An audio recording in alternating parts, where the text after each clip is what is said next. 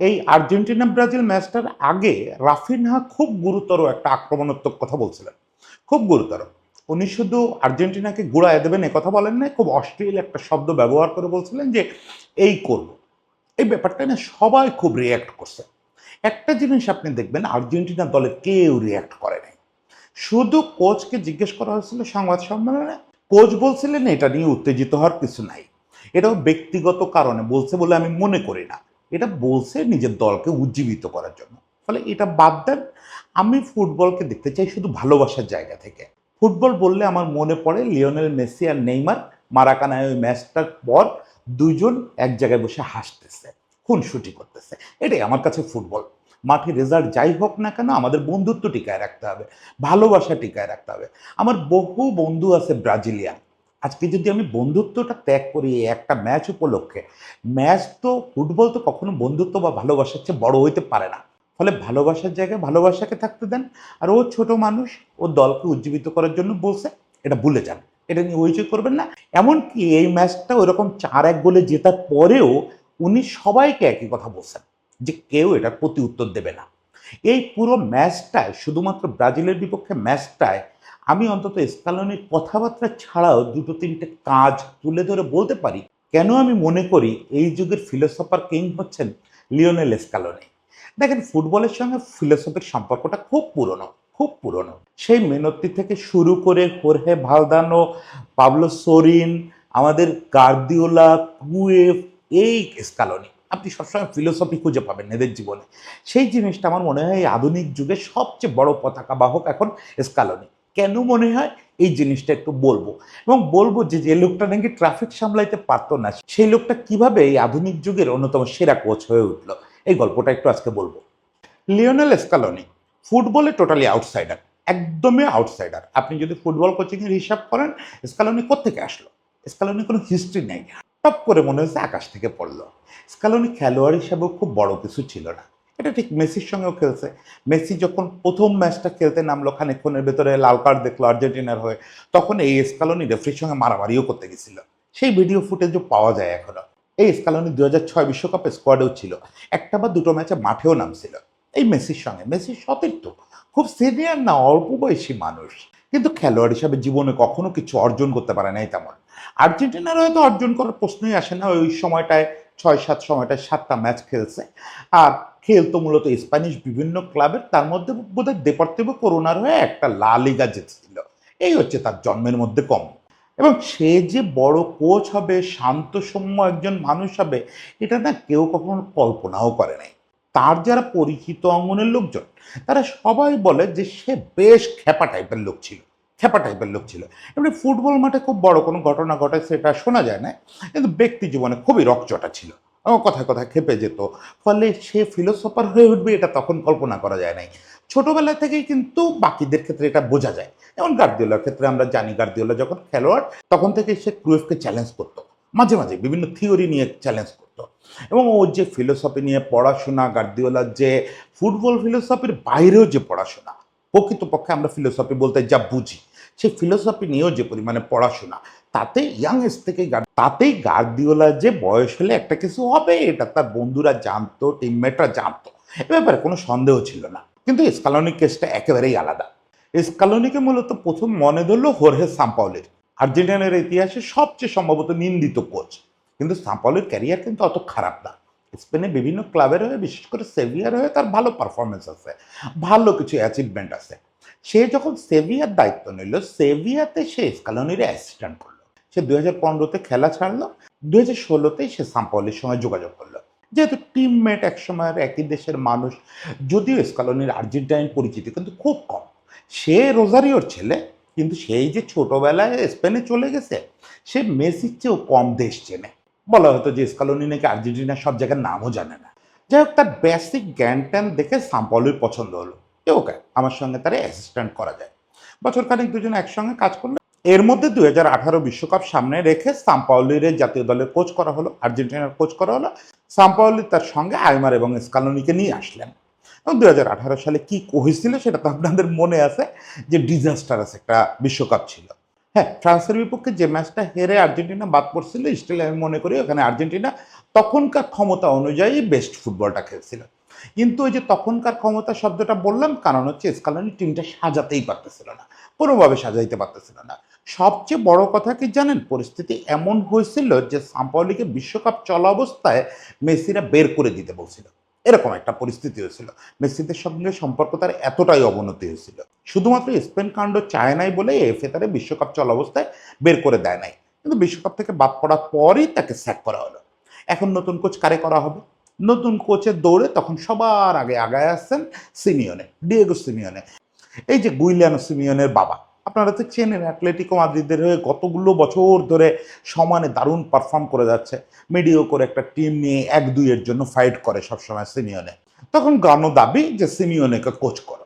কিন্তু মুশকিল হচ্ছে সিমিওনে বলেন বা পচেত্তিনো বলেন বা আর যারা আছে, আর্জেন্টাইন কোচের তো অভাব নাই, বিএলসা আছেন, এখন ধরেন পৃথিবীতে কতগুলো আর্জেন্টাইন কোচ, এদের কাউকে আনতে গেলে যে টাকা খরচ করতে হবে ওই সামর্থ্য তখন এফের ছিল না, এবং তারা ওই টাকাটা খরচও করতে পারতেছিল না। বিভিন্ন ক্রাইসিসে এফের তখন ফান্ডের খুব ক্রাইসিস। তখন তাহলে কোচ কে হবে? এখন তো কাকলি ফার্নিচার লাগবে এফের, মানে স্বল্প মূল্যে ভালো জিনিস। স্বল্প মূল্যে ভালো জিনিস পাওয়ার একটা সিস্টেম, সেটা হচ্ছে তখন আর্জেন্টাইন পত্রপত্রিকাগুলো বলা শুরু করলো যে লোকাল কাউকে নিয়োগ দাও। এই যে আমাদের লিগে অনেক কোচ আছে, তো অ্যাকচুয়ালি অনেকেই তাই করে, যখন এরকম ক্রাইসিস পড়ে তখন লোকাল একটু ব্র্যান্ড আছে, মানে টপ লেভেল কোনো দলের কোচিং করে, রিভার প্লেটলেট এরকম কোনো দলের, এরকম থেকে কাউকে নিয়ে আসা হয়। এই জায়গাটায় একটা ম্যাজিক করে দিলেন মেনত্তি।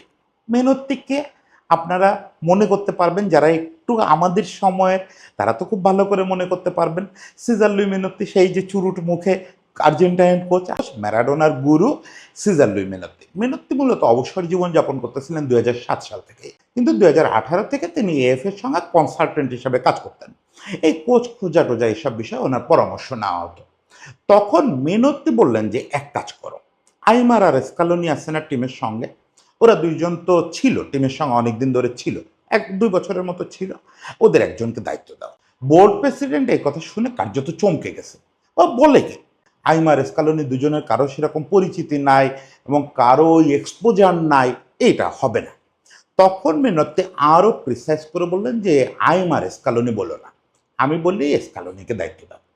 তখন তো বোর্ড প্রেসিডেন্ট পারলে নিজেই আত্মহত্যা করে যে এটা কিভাবে হয়, আপনি বৃদ্ধ মানুষ, আপনি এটা কি সুপারিশ করতেছেন? বললো দাও, আগামী বছর কোপা আমেরিকা আছে, এই 1 বছরের জন্য একটা কন্ট্রাক্ট দাও ওই ছেলেটারে, আমি ওর কাজ দেখছি। তখন স্কালোনিকে দায়িত্ব দেওয়া হয়েছিল সাময়িকভাবে আন্ডার 20 দল চালানোর জন্য।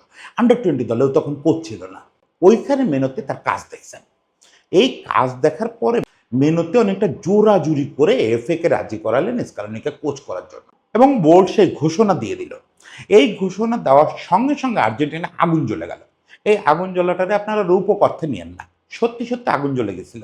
আর্জেন্টিনার রাস্তায় রাস্তায় রীতিমতো আগুন জ্বালায় লোকজন বিক্ষোভ করছে যে এটা কি হলো, কি ডিসিশন। ম্যারাডোনার মতো মানুষ প্রকাশ্যে বলছে, ম্যারাডোনা তখন বেঁচে, যে স্কালোনি হচ্ছে সেই ছেলে যে রোজারিওতে ট্রাফিক সামলানোর যোগ্যতা রাখে না, এরকম একটা ছেলের জাতীয় দলের দায়িত্ব দিয়ে দেওয়া হয়েছে। কত বড় কাণ্ডজ্ঞানহীনতা! এবং মিডিয়া তো যাচ্ছে তাই লিখতেছে, স্কালোনির গোষ্ঠী উদ্ধার করে দিচ্ছে। সবচেয়ে বড় অভিযোগ হচ্ছে স্কালোনির কেউ আর্জেন্টাইন বলেই মনে করে না। আর্জেন্টিনার কোনো থার্ড ডিভিশন থেকে একটা কোচ ধরে আনলেও তারা ওন করতো, যেহেতু আমাদের। কিন্তু স্কালোনি জাতীয় দলের হয়ে 7টা ম্যাচ খেলা ছাড়া আর যুব দলের হয়ে মনে হয় গোটা 6-7 ম্যাচ খেলছিল। আর্জেন্টিনার সঙ্গে তার কার্যত কোনো সম্পর্ক নেই। সে বলা হয় যে আর্জেন্টিনা, ওই যে আগে বলছি যে সব জায়গায় চিনেও না, আর্জেন্টিনার সব খেলোয়াড়ের নাকি নামও জানে না। এখন এই যে পরিস্থিতি, এই পরিস্থিতির মধ্যে যখন স্কালোনিকে প্রথমে এএফএতে আনা হলো, তাদের যখন মিটিং, তাকে যখন বলা হলো যে তুমি দায়িত্ব নিবা, সে তখন কিন্তু সেই স্কালোনি নাই, যে স্কালোনির কথা প্রথমে আমি বলছি, একটু খ্যাপা টাইপের, রকচটা, মেসিরে কার্ড দেখালে সে গিয়ে মারামারি করে। সেই স্কালোনি অ্যাকচুয়ালি সাম্পাওলিওরে যেটা দেখে চয়েস করছিলেন, সে তখন অত্যন্ত শান্তশিষ্ট একটা মানুষ। এই অল্প বয়সী একটা মানুষ, কিন্তু দেখলে মনে হয় যে তার বয়স মেনত্তির চেয়েও বেশি, এত চিন্তাশীলতা। তাকে যখন বোর্ড বললো যে তুমি দায়িত্ব নেবে, মেনত্তি অ্যাকচুয়ালি অফার করলেন বোর্ডের হয়ে। সে বলল যে নিতে পারি, আমার একজনের সঙ্গে একটা আলাপ করতে হবে। তখন মেনত্তি বললেন যে ঠিক আছে, আলাপ করো, কার সঙ্গে আলাপ করবা? বলে নিজে ফোনটা বের করে মেসিরে একটা হোয়াটসঅ্যাপ করছেন যে লিও, দিস ইজ স্কালোনি, আমি এবং আইমার তোমার সঙ্গে একটু কথা বলতে চাই। আমরা তোমাকে লাউড স্পিকারে রেখে একটু ফোনে কথা বলতে পারি? মেসি নিজেই কল ব্যাক করছে, কল ব্যাক করে স্কালোনির সঙ্গে, স্কালোনির এসে তো টিমমেট হিসাবে পাইছে, অ্যাসিস্ট্যান্ট কোচ হিসাবে পাইছে, আর আইমার তো তার গুরু বলা যায়, একসময় আইডল। ফলে আইমারের ব্যাপারে, দুজনের ব্যাপারে এই মেসি অত্যন্ত পজিটিভ। সে ওখানেই বলল যে তুমি যদি দায়িত্ব নাও, তোমাকে সফল করতে আমার জীবনের সর্বোচ্চ যা আছে এটা আমি করব, তুমি কোনো রকম দ্বিধা করো না, তুমি নিশ্চিন্তে দায়িত্ব নিলাম। ফোন কল শেষ হলো, সে আস্তে আস্তে করে বলল যে ঠিক আছে সিজার, আমি দায়িত্ব নেব। মেনত্তিকে বলল, মেনত্তি বলল যে 1 বছরের কন্ট্রাক্ট দিয়ে দাও ওকে। এই প্রচণ্ড অগ্নিগর্ভ অবস্থার মধ্যে সে দল নিয়ে যাত্রা শুরু করলো, এবং পুরো কুল একটা মানুষ। প্রথম দিকে সে বুঝতেছিল না বা হচ্ছিল না। 2019 কোপা আমেরিকা ছিল তার প্রথম অ্যাসাইনমেন্ট। ওখানে গিয়ে সেমিফাইনালে হারলো ব্রাজিলের বিপক্ষে, পরে থার্ড হলো। রেজাল্ট হিসাবে কিন্তু খুব খারাপ না। কোপা আমেরিকায় থার্ড হওয়া যে দলটা অনেকদিন ধরে স্ট্রাগল করতেছে, সে দলটার জন্য খুব খারাপ না, এক্সপেকটেশনের আশেপাশেও না, কিন্তু রেজাল্ট হিসাবে নট ব্যাড। মুশকিল হলো হচ্ছে যে পারফর্ম করলো তার দলটা এই 2019 পর্যন্ত, এই পারফরমেন্সে কেউ সন্তুষ্ট না। এই সময় আর্জেন্টিনা একটা টার্ন চালু হয়ে গেল স্কালোনোত্তা, মানে হচ্ছে স্কালোনির বাস পার্কিং। স্কালোনি যে ফুটবলটা খেলতেছিল ওই সময়, যে পোস্টের সামনে অনেকগুলো লোক দাঁড় করায় রাখা, সেই মরিনোর সেই নেগেটিভ ট্যাকটিক্স, এবং সুযোগ পেলে কাউন্টার অ্যাটাকে গোল করা, কোনো বিউটি নাই, কোনো বিউটি নাই, খুবই পুয়ার ফুটবল। এটার পরও স্কালোনিকে রাখা ছাড়া এফের তেমন কিছু করা ছিল না, অ্যাজ তাদের ওই ফান্ড ক্রাইসিস চলতেছে। আরেকটা ব্যাপার হচ্ছে মেনত্তি তখনও রুখে দাঁড়ায় আছেন। মেনত্তি বলতেছেন না ওকে দিয়ে হবে, ওকে দিয়ে হবে, ও থার্ড প্লেস এনে দিছে, ওরা আর 2টা বছর সময় দাও, আর 3টা বছর সময় দাও, 2022 পর্যন্ত সময় দাও। মেনত্তির কথায় তখন এফএ কনভিন্স হইতে পারতেছে না। দেখেন লাতিন আমেরিকার একটা দেশ, ওসব দেশে কিন্তু পাবলিক পারসেপশন বিরাট একটা ব্যাপার, মানে আপনাকে পপুলিস্ট কিছু করতে হবে। যেহেতু পাবলিক ক্ষেপে আছে এই কোচের উপরে, ফলে এফএ খুব সাহস পাচ্ছিল না। তখন সাহস দিতে আগায় আসলেন সাবেইয়া। সাবেইয়া এখানে একটা বড় রোল প্লে করছেন। সাবেইয়াকে মনে আছে না, 2014 সালে ফাইনালে তুলছিলেন? শুধুমাত্র ভাগ্য এই লোকটার পক্ষে ছিল না, নতুবা সেই 86-র পরে দ্বিতীয় বিশ্বকাপটা সাবেইয়ার হাতেই ওঠার কথা ছিল। 2014 ফাইনালে কি সুন্দর ফুটবল খেললো আর্জেন্টিনা। হিগুয়েন প্যালাসিওসরা গাদাখানেক মিস করে আর্জেন্টিনাকে কাপটা দিল না। এই দুর্ভাগা মানুষটাকে এর মধ্যে বহুবার আর্জেন্টিনা বলছে যে আপনি দায়িত্ব নেন, না উনি নেবেন না। কিন্তু মেনত্তি যখন একা পারতেছেন না, তখন মেনত্তি সাবেইয়ার সঙ্গে কথা বললেন যে তুমি কি কোনোভাবে টিমের সঙ্গে জয়েন করতে পারো? তুমি যদি কোনোভাবে টিমের সঙ্গে জয়েন করতে পারো, ততদিনে মেনত্তি কিন্তু আবার ফুটবল ডিরেক্টর হিসেবে বোর্ডে জয়েন করছেন। ফলে তারও যথেষ্ট পাওয়ার। আর এমনিতেই তো সিজার মেনত্তি আর্জেন্টিনা একটা ডন টাইপের ব্যাপার। সিজার মেনত্তি হেঁটে গেলে ওই বৃদ্ধ বয়সেও যখন হেঁটে যেতেন, তখনও পর্যন্ত লোকজন দাঁড়ায় যেত, সিজার মেনত্তি এটা বিরাট ব্যাপার। ফলে সিজার মেনত্তি পুশ করতেছে, উনি আবার সাবেইয়ারে ডাকছেন। সাবেইয়ারে ডাকার পরে সাবেইয়া আত্মসমর্পণ করছেন, আমি ন্যাশনাল টিমের সঙ্গে আর যুক্ত হব না, আমার শরীর পারমিট করে না, আমার মনও পারমিট করে না। কিন্তু এই যে ছেলেটা কাজ করতেছে, আমি ওর ভিতরে সেই সম্ভাবনা দেখি যে ও রেকর্ডটা ভাঙবে, ও একটা জায়গায় নিয়ে যাবে আর্জেন্টিনাকে, কারণ ও ইম্প্যাক্ট ফুটবলটা খেলতে পারে।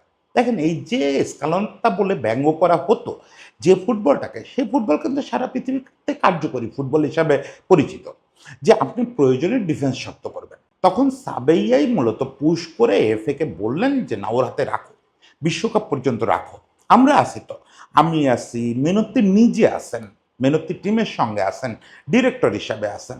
মেনত্তি কোনো ফিলোসফিক্যাল প্রবলেম হলে মেনত্তি দেখবেন, যদি কোথাও টেকনিক্যাল কোনো সমস্যা হয় দেখবেন, আর আমরা সবাই আছি, আমরা কোচরা আছি ওর সঙ্গে, ওরে সাপোর্ট দেবো।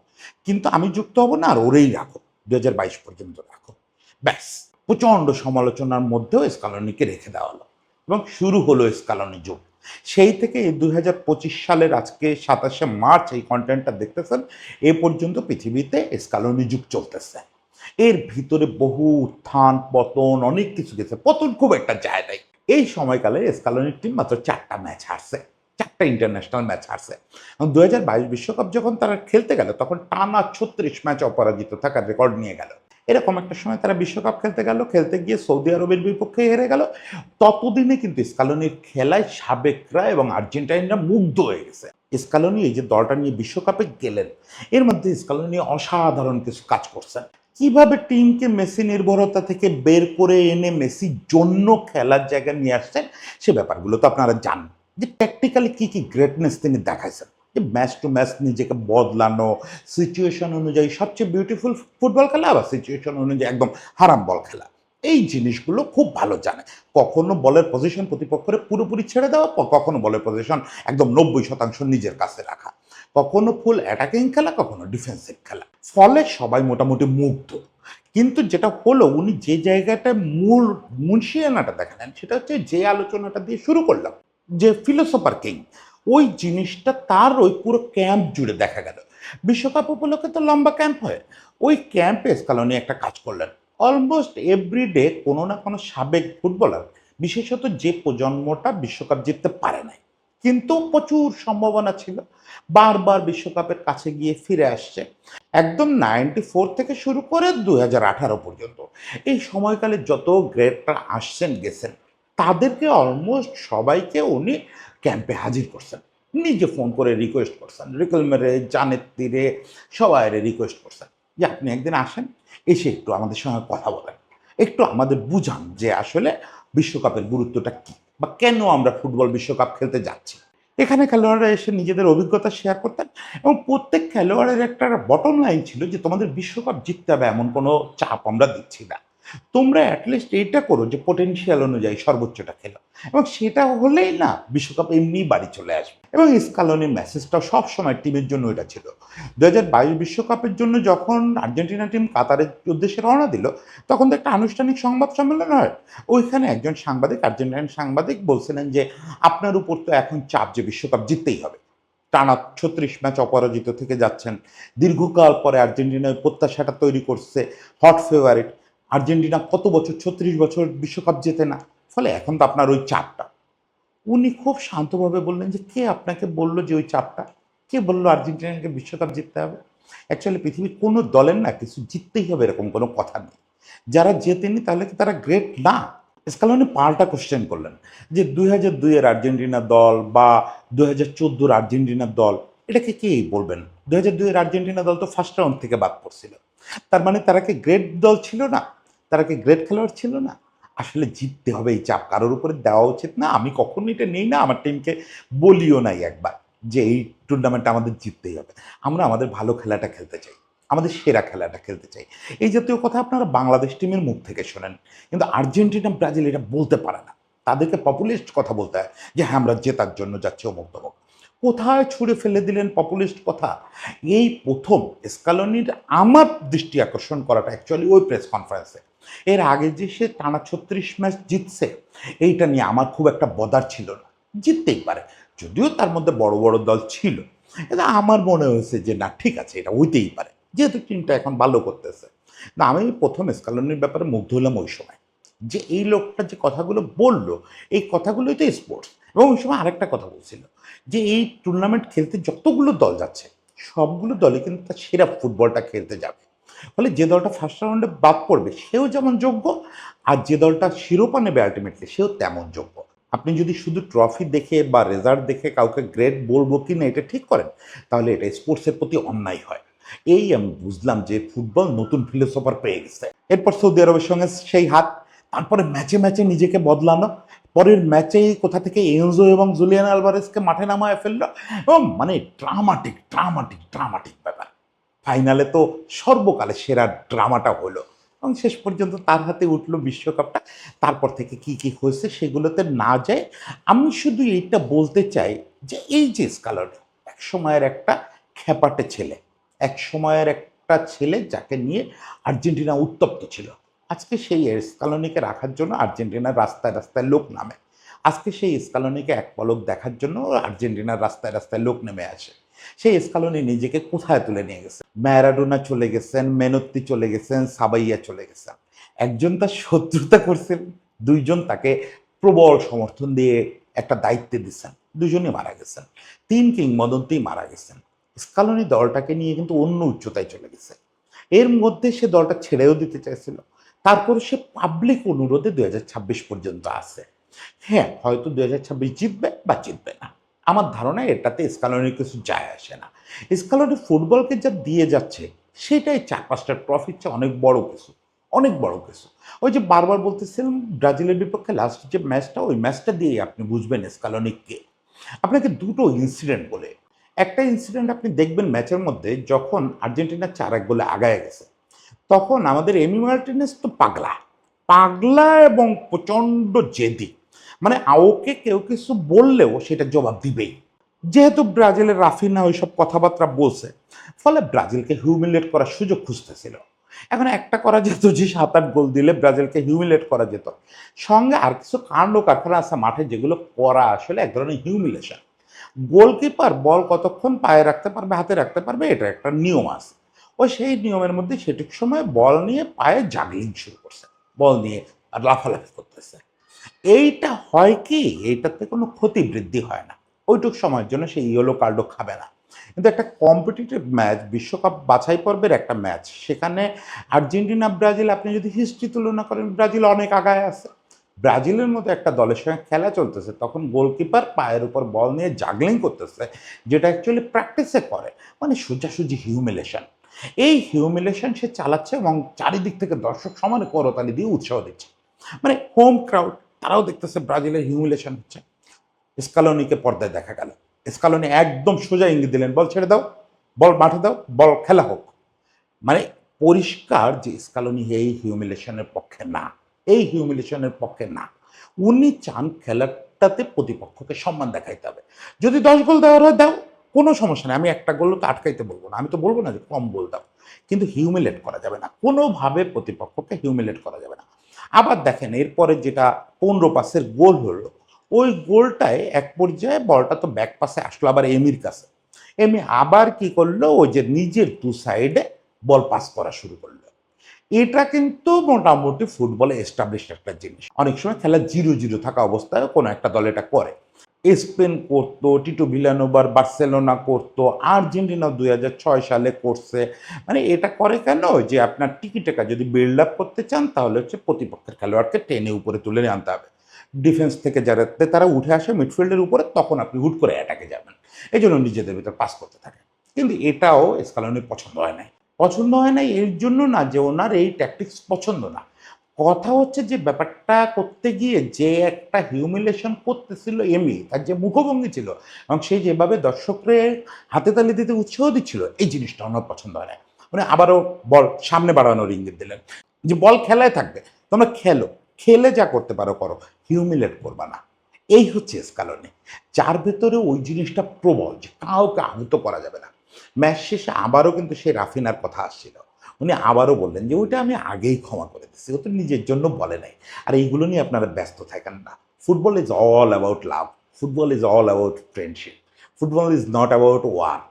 এই জিনিসটা আমরা বুঝতে পারি না, আমরা বুঝতে পারি না, আমরা খেলা নিয়ে বড্ড সিরিয়াস হয়ে যাই, বড্ড সিরিয়াস হয়ে যাই। সেই যুগে স্কালোনির মতো এরকম একজন মানুষের আবির্ভাব আমাদেরকে বারবার মনে করায় দেয় যে খেলাটা আসলে যুদ্ধ না, খেলাটা আসলে বন্ধুত্ব। এবং বারবার এই লোকগুলো নিজেদেরকে অন্য উচ্চতায় তুলে নিয়ে বলে যে আমরাই হচ্ছে ফিলোসফার কিং।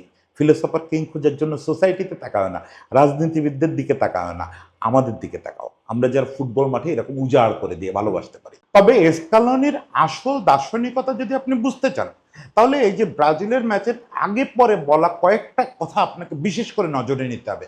এই রাফিনার কথা নিয়ে বলা কথা, এটাকে আপনি সে ভদ্রতা হিসাবে ভাবতে পারেন, এটা দিয়ে ফিলোসফিটা বুঝতে পারবেন না। আমি প্রথমত বলি ব্রাজিল নিয়ে তার যে বলা কথাগুলো, এই কথাগুলো একটু খেয়াল করেন। একজন আর্জেন্টাইন হিসেবে সবসময় ব্রাজিলরে হিউমিলেট করা, ব্রাজিলরে হারাতে পারা, এটা একটা প্রাইডের ব্যাপার। আপনাদের মনে আছে কি না আমাদের তেভেজের কথা, কার্লোস তেভেজ। তেভেজ ব্রাজিল থেকে ম্যানচেস্টার ইউনাইটেডে আসার আগে কিন্তু 1 সিজন না 2 সিজন ওয়েস্ট হামে খেলছে। ওই সময় একদিন তেভেজ প্র্যাকটিসে দেরি করে আসছিল, এই জন্য কোচ তারে শাস্তি দিচ্ছিলেন যে তোমার আগামীকালকে প্র্যাকটিস করতে হবে ব্রাজিলের জার্সি পরে। তো তেভেজ বলছিল যে প্রয়োজনে তুমি আমার মাথাটা কেটে নাও, তাও আমি ব্রাজিলের জার্সি পরতে পারবো না। ওদের রেশারেশিটা এই পর্যায়ে। ব্রাজিল নিয়ে যখন ওনাকে কোশ্চেন করা হলো যে ব্রাজিলের এই দুর্দশা, ব্রাজিল ব্রাজিলই, ব্রাজিল আকাশ থেকে পড়ে নাই। ব্রাজিল বিশ্বের সর্বকালের সেরা ফুটবল টিমগুলোর একটা। ব্রাজিলের সঙ্গে ইতিহাস আছে, ব্রাজিলের হাতে 5টা বিশ্বকাপ আছে, ব্রাজিল ফুটবলে বেঁচে আসে নাই। ব্রাজিল পৃথিবীর সবচেয়ে সমৃদ্ধশালী ফুটবল দলগুলোর একটা। ফলে ব্রাজিল ছোট হয়ে গেছে, ব্রাজিল বিপদে পড়ছে, এগুলো ভাবার কোনো সুযোগই নাই। আমি বড়ই হয়েছি বহু আর্জেন্টাইন এবং ব্রাজিলিয়ান বন্ধুদের মধ্যে, ফলে আমি জানি ব্রাজিল কোথায় যেতে পারে। আমি আশা করি যে ব্রাজিল খুব দ্রুত স্বরূপে ফিরে আসবে, সেটা যেন আর্জেন্টিনার বিপক্ষে কোনো ম্যাচে না হয়। মানে বোঝেন যে শেষে একটা মজা করলো যে আর্জেন্টিনার বিপক্ষে স্বরূপে ফিরলে সে বিপদে পড়তে পারে, মানে রেসপেক্টের জায়গাটা কোথায় রাখছে সে। একই সঙ্গে সে প্রার্থনা করলো যে ব্রাজিল যেন স্বরূপে ফিরে আসে। এই প্রার্থনা তো আমরাও করি, এই প্রার্থনা তো আমাদেরও। আজকে দেখেন এই জার্সিটা পরে বসছি, তাই বলে কি ইয়েলো জার্সির রেসপেক্টটা কমে গেছে? আমি তো জানি ওই জার্সির ওজনটাকে। ওই জার্সির এই জায়গায় 5টা স্টার আছে। এটা আকাশ থেকে পড়ে নাই, এটা কেনা যায় না, এটা অর্জন করতে হয়। ফলে ব্রাজিল স্বরূপে ফিরুক। ওই যে আবারও সেই কথা বলি, ব্রাজিল আর্জেন্টিনা বিশ্বকাপ ফাইনাল হোক, ওই ম্যাচটায় যেন ব্রাজিল খারাপ খেলে। শেষ পর্যন্ত স্কালোনির যে কথাটার দিকে দৃষ্টি আকর্ষণ করতে চাই সেটা হচ্ছে আর্জেন্টিনার এই যে চলমান সাফল্য, এটা নিয়ে যখন উনি বললেন গত 4-5 বছর ধরে তো আর্জেন্টিনা একটা সোনালী যাত্রার মধ্যে আছে। এই সোনালী যাত্রার মধ্যে তারা 4টা ট্রফি জিতছে, 4টা মেজর ট্রফি জিতছে, যার মধ্যে একটা ওয়ার্ল্ড কাপ, 2টো কোপা আমেরিকা আছে। তারপরেও স্কালোনিকে যখন জিজ্ঞেস করা হয়েছে যে এই সময়টায় তিনি আর কি স্বপ্ন দেখেন, উনি তখন আমাকে তামিম ইকবালের কথা মনে করায় দিলেন। ওই যে তামিম বলে না, যেটা নিয়ে আপনারা ট্রল করেন, যে দুনিয়াটা আসলে গোল, কখনো আমি এখানে, কখনো আমি এখানে, সাকসেসও আছে যেমন, ব্যর্থতাও আছে সেরকম। উনি বললেন যে আমি জানি কয়েনের আদার সাইড আমাদের জন্য অপেক্ষা করতেছে, কয়েনের এ পাশে সাফল্য পাচ্ছি, ও পাশেই ব্যর্থতা, এই যে জাস্ট একটু দূরে। এখন আমাদের চেষ্টা হচ্ছে যে এই সাফল্যের যাত্রাটা যতটা লম্বা করা যায়, এবং সেই সঙ্গে মানসিকভাবে এবং সব দিক থেকে দলকে এবং দেশকে প্রস্তুত রাখা, পৃথিবী জুড়ে ভক্তদের প্রস্তুত রাখা যে কয়েনের আদার সাইড কিন্তু যে কোনো সময় আসবে। এটার জন্য জাস্ট ওয়েট করা, জাস্ট ওয়েট করা, এটা আর কিচ্ছু না। পৃথিবীতে এই হয়, তা আপনারাও দেখছেন পৃথিবী জুড়ে এইটাই হয়। কখনো স্পেন, কখনো ব্রাজিল, কখনো জার্মানি, কারো কারো ফুটবলে স্বর্ণযুগ যায়, এক একটা ফেজ যায়, ওই ফেজে তারা যা ছোঁয় তাই শোনা হয়ে যায়। স্পেন একের পর এক ট্রফি জিততে শুরু করলো, বার্সেলোনা একের পর এক ট্রফি জিততে শুরু করলো। সেই জিনিসটা কিন্তু থাকে না সবসময়, আবার আদার সাইডে ঘুরে আসতে হয়। এই যে ফিলোসফিক্যাল জায়গাটা, এই জায়গাটা থেকে আপনি যখন পৃথিবীকে দেখবেন, ফুটবলকে দেখবেন, খেলাধুলাকে দেখবেন, তখন জীবনটা অনেক সহজ হয়ে যাবে, এবং সেই জীবনে ঘৃণা, ক্ষোভ, ওই যে জয়ের উল্লাস, এগুলো একটু কম থাকবে। আপনি খেয়াল করছেন যে এই স্কালোনি কোনো জয়ে খুব বেশি হইচই করে না। হ্যাঁ, যখন জয়সূচক গোলটা হয় তখন একটা সেলিব্রেশন করে, বিশ্বকাপ জিতে সে এক পলকের জন্য একটু কেঁদে দেয়, ওই চোখ থেকে একটু পানি বেরোয় আসা, একটু মুছে ফেলা দ্রুত, আবার সামলায় পাথরের মতো হয়ে যাওয়া। সেই একসময় যাকে আপনি খ্যাপা লোক হিসাবে চিনতেন, সেই লোকটা কিভাবে এইরকম ঋষি সুলভ শান্ত হয়ে গেছে, যে কোনো কিছুতেই তার খুব বেশি যায় আসে না। সব কিছুতে তো আমার সাকিব তামিম টানা লাগে। শেষ পর্যন্ত সাকিবের কথা দিয়ে শেষ করি, বারবার ওই সাক্ষাৎকারটার রেফারেন্স দেই, যে সাকিব ক্লাস 7-এ যখন বিকেএসপিতে আসলো, তখন আমাকে বলতেছিল যে ওই সময় আমি শিখে গেছি যে কিভাবে কান্না লুকায় রাখতে হয়, কিভাবে হাসি লুকায় রাখতে হয়। আমি জানতাম যে আমি যখন ক্লাস 7-এ বিকেএসপিতে এসে জয়েন করছি, তখন আমাকে কেউ আপন করে নিতে পারবে না। ওরা সবাই ক্লাস 3 থেকে আসছে একসঙ্গে, তখন আমি ঠিক ওদের আপন হইতে পারবো না। আমি এই যে মা বাবা ছেড়ে আসছি, দিনের পর দিন আমাকে মা বাবা ছাড়া থাকতে হচ্ছে, আগে কোনোদিন মা বাবা ছাড়া একটা রাতও থাকি না। সেখানে আমি যদি সবার সামনে কাঁদি, তাহলে ওটা ট্রল ছাড়া আর কিচ্ছু হবে না। ফলে আমি হাসতে হয়তো সবার সামনে পারি, কাঁদবো না কারোর সামনে। এটা আমি সেই দিন থেকে অভ্যাস করে ফেলছি, যে কান্নাটা আমার একান্ত ব্যক্তিগত, হাসিটাও আমার খানিকটা ব্যক্তিগত। ফলে ওই জিনিসটাকে প্রকাশ্যে আনা যাবে না। এই ফিলোসফিক্যাল অবস্থানটা আপনি খুঁজে পাবেন স্কালোনির মধ্যে, যে ওই আনন্দ হইচই কোনো কিছু না, আসলে সবকিছুকে স্বাভাবিকভাবে নিতে হবে, শান্তভাবে নিতে হবে, তাহলেই পৃথিবীটা সহজ। সবাইকে শুভেচ্ছা, লিওনেল স্কালোনির জন্য অনেক অনেক অনেক শুভেচ্ছা। আমি জানি দুদিন পরে আপনি আর্জেন্টিনা থাকবেন না, হয়তো এই লাইমলাইটেও থাকবেন না, সে সময় আপনার জীবনটা যেন এরকম সুন্দর শান্ত থাকে। সবাই ভালো থাকবেন।